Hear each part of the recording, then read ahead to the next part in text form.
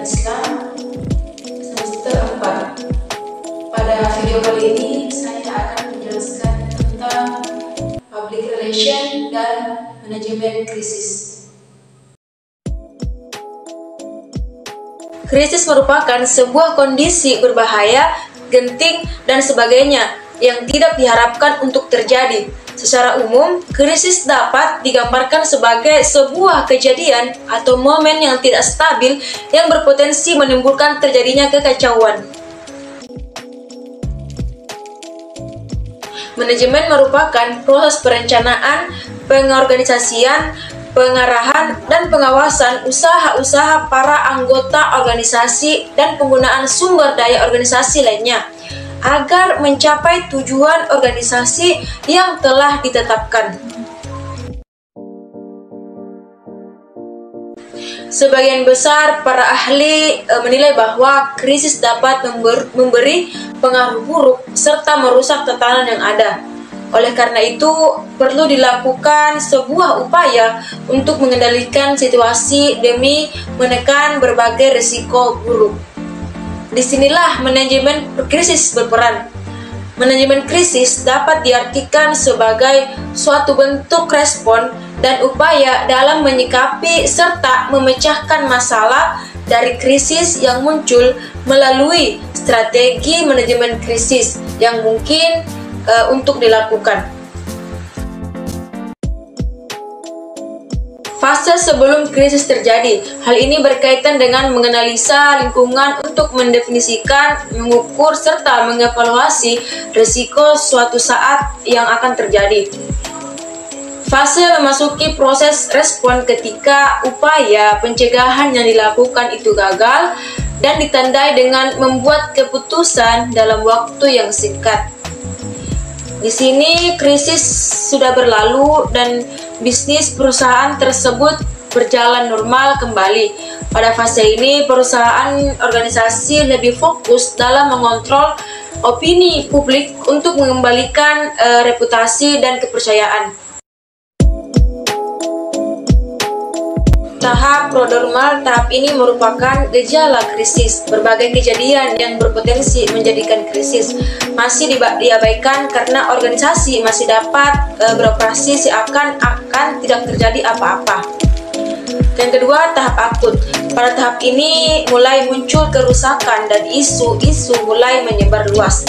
Tantangan datang dari berbagai pihak. Yang terakhir, yang ketiga, tahap kronis, akan muncul dampak dari krisis. Perusahaan atau organisasi mulai melakukan introspeksi hingga melakukan reformasi melalui berbagai kebijakan. Tahap keempat yaitu tahap resolusi. Tahap ini merupakan tahap penyembuhan. Organisasi mampu melalui krisis serta dapat kembali melakukan operasional sebagaimana semestinya.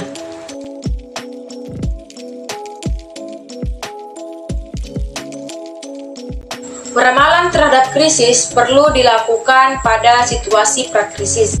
Hal ini dapat dilakukan dengan mengidentifikasikan dan menganalisa peluang dan ancaman yang terjadi di dunia bisnis. Untuk memudahkannya, manajemen dapat melakukan peramalan atau forecasting dengan memetakan krisis pada peta. Langkah-langkah pencegahan sebaiknya diterapkan pada situasi prakrisis untuk mencegah kemungkinan terjadinya krisis.